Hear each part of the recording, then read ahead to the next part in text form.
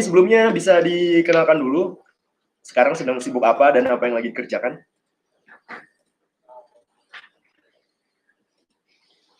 Hmm.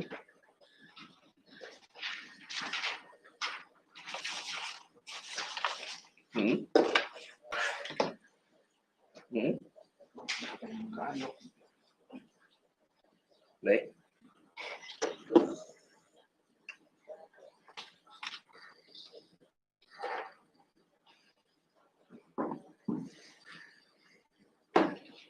Hmm.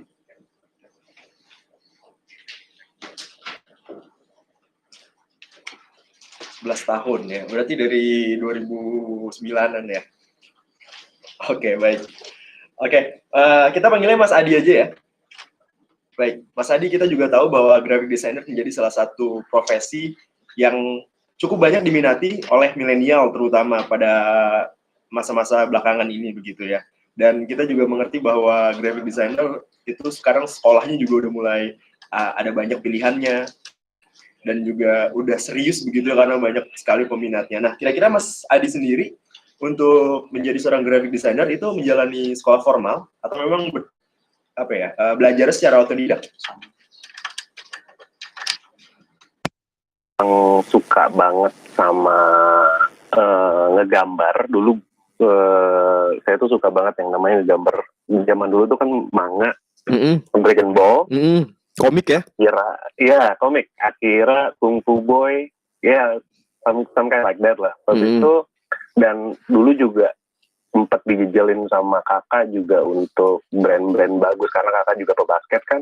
Oke. Nah itu juga relate banget gitu dari yang saya suka banget gambar. Terus saya juga sempat dijejelin dulu waktu sekolah itu dikasih sepatu Reebok, Nike, bla bla bla. Dan di situ tuh jadi kayak sempat di awalnya itu sebelum saya masuk DKV, dulu sampai saya juga masuk di 2007 di Tenas, itu diarahin sama papa saya ke Akpol tadinya. Baik.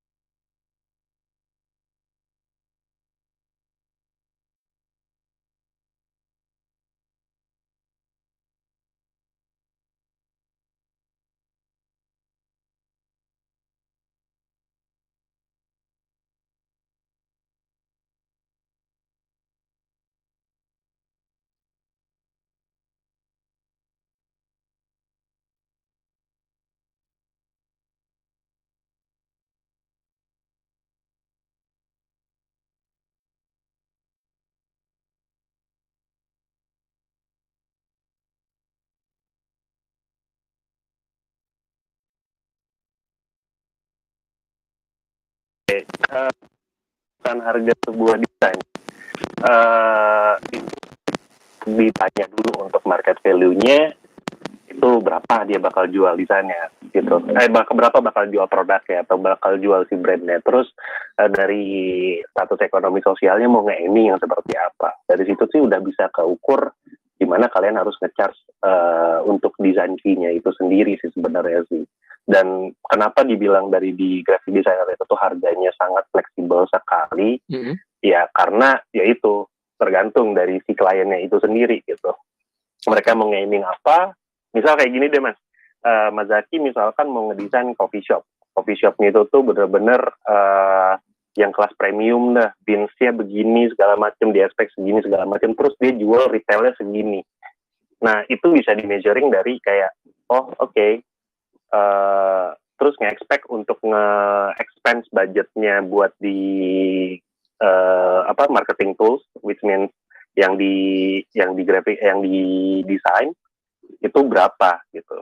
Nah dari situ di comparing tuh, jadi udah ketahuan cost of goods sold-nya mereka sama ini sama nge-expect harga desainnya itu bisa biar match juga gitu. Jadi nggak sakit hati juga sih si kliennya juga buat yang kayak anjir ini mahal banget sih, wah gila ini keren sih, cuma aduh budget ya. Nah dikasih understanding lagi nih, gimana sih sekarang gini, ketika misalkan saya nge-provide desainnya seperti ini, harganya segini, terus di one day gitu, kalian orang marketing juga menurut saya juga udah mumpuni dan jago banget orang marketing kalian, terus didampingin sama desain yang seperti ini, bisa laku segini, maybe dalam 2-3 hari kalian udah break even untuk nutup cost-nya si desain. Oke, Mas Zaki jelas ya? Begitu. Jelas. Oke, ada pertanyaan lagi Mas Zaki?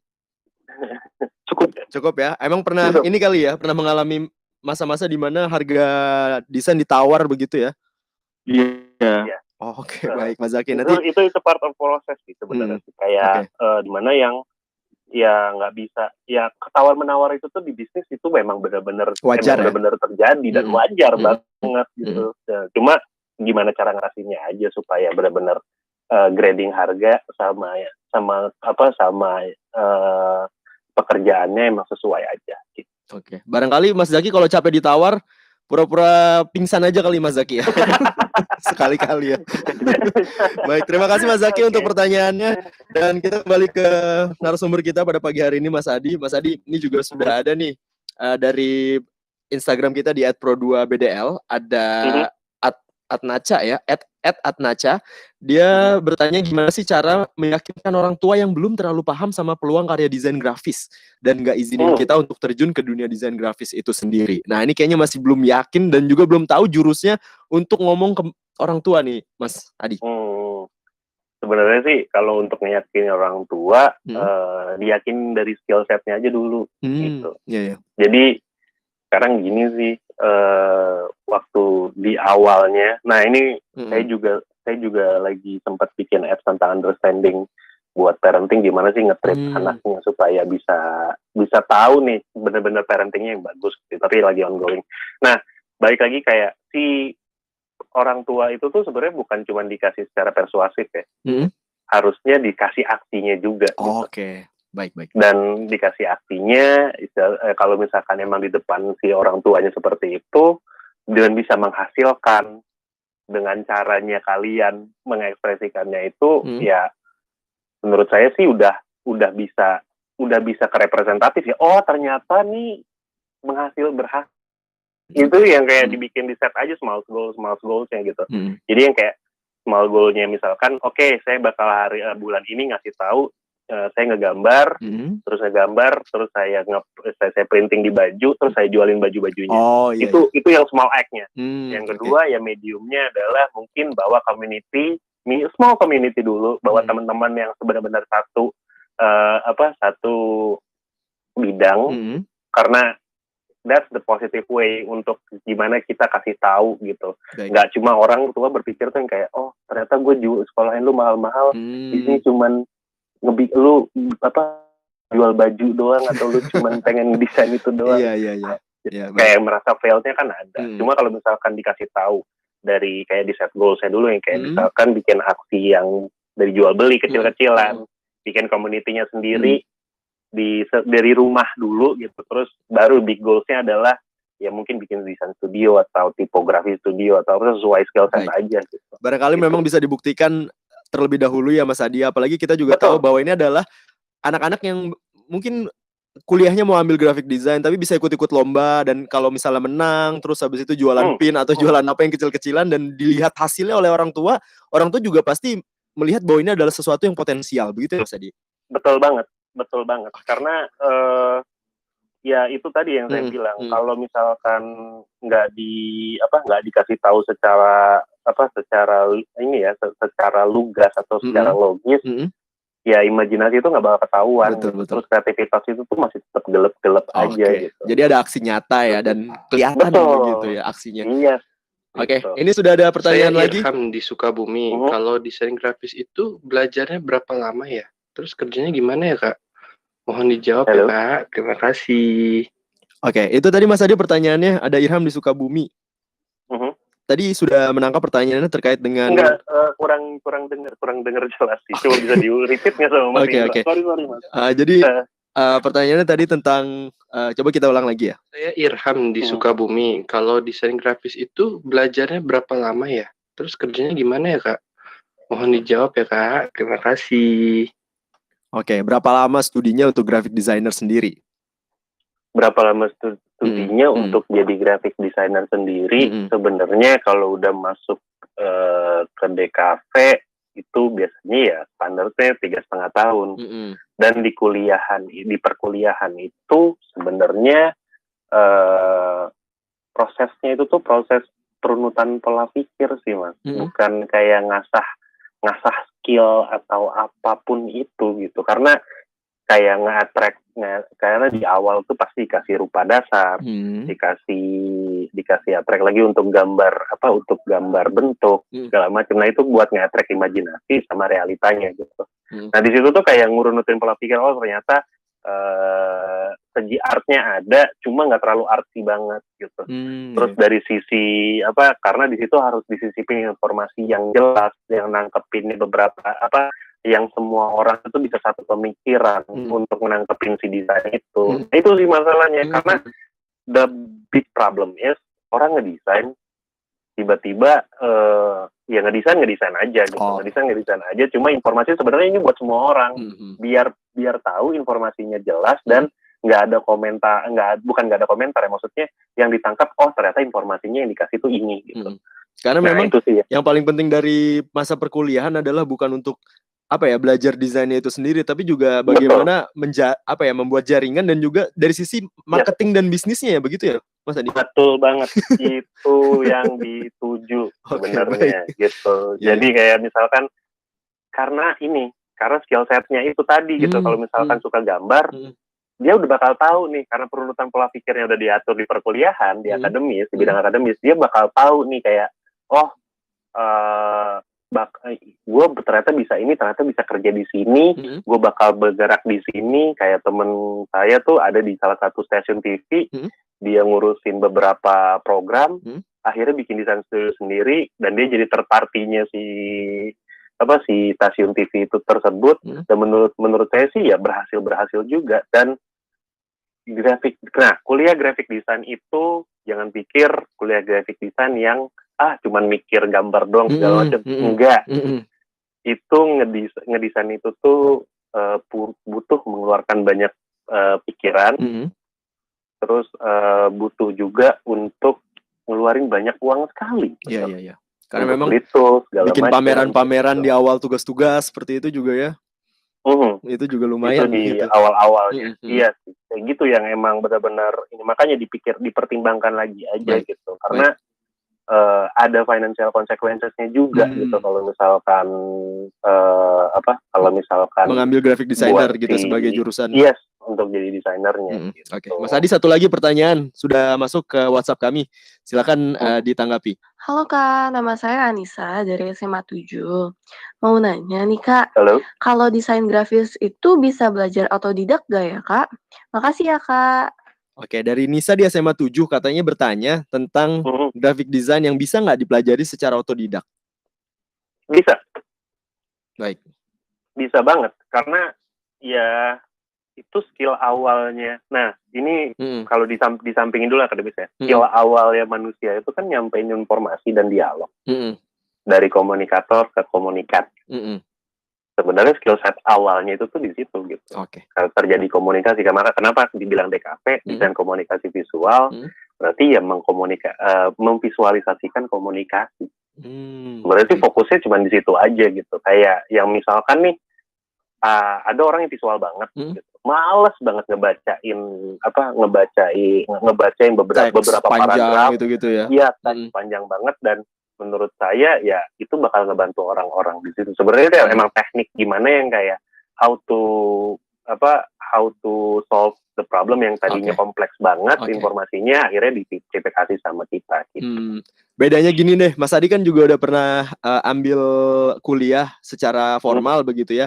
Bedanya graphic designer yang belajar otodidak dengan graphic designer yang ambil kuliah secara formal, itu apa, Mas? Dari taste sama ini sih. Kalau misalkan jaringan? Ya, jaringan juga, dari taste juga, terus dari ngerunutin pola pikirnya juga sih. Kayak sebelum before kan biasanya kalau dijelasin tuh kalau saya disuruh bikin logo, klien itu saya ajak bukan langsung ke digital. Cuma dikasih white test dulu. Kenapa sih lo mau bikin ini? Kenapa sih harus seperti ini? Kenapa suka yang kayak gini? Akhirnya kayak ketemu aha moment-nya sama aha moment-nya itu di situ yang kayak bener, ternyata emang bikin ini. Ya udah, start dari sketching dulu. Dikasih lihat sketchingnya, gue suka yang ini nih. Oke, ya udah baru di turning into digital. Nah, itu tuh yang dari situ yang benar-benar prosesnya di mana yang value-nya emang benar-benar nggak murah sih sebenarnya gitu. Karena ya mereka juga ngasih acknowledge ke si klien juga yang benar-benar mengerti nih, karena representatifnya gini loh, Mas Indra. Mas Indra misalkan bikin ke saya mau bikin desain logo tas, ya udah saya kasih kuesioner bener-bener banyak banget. Kenapa mau bikin tas? Kenapa harus ini? Kenapa harus ini? Kenapa harus ini? Terus dari situ karena apa? Prosesnya itu diikutin sama si klien harus representatif juga gitu, representasi juga, karena ya kan brandnya buat Mas Indra, brandnya kan buat klien. Masa kalau misalnya itu saya yang tahu terus kliennya nggak bisa ngeliterasiin visualnya. Iya betul. Itu bedanya ya antara orang yang otodidak dengan mengambil kuliah khusus yang formal begitu ya. Jadi memang pola pikirnya kalau kuliah tuh terstruktur begitu ya, Mas Adi. Betul. Lebih logis aja sih. Iya.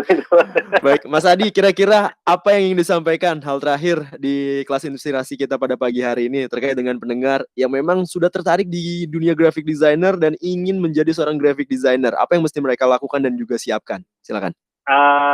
Untuk disiapin secara mentality harus disiapin, terus harus percaya diri sama tahu diri juga gitu, kayak skill setnya seperti apa. Sama ada statement sih dari dari orang yang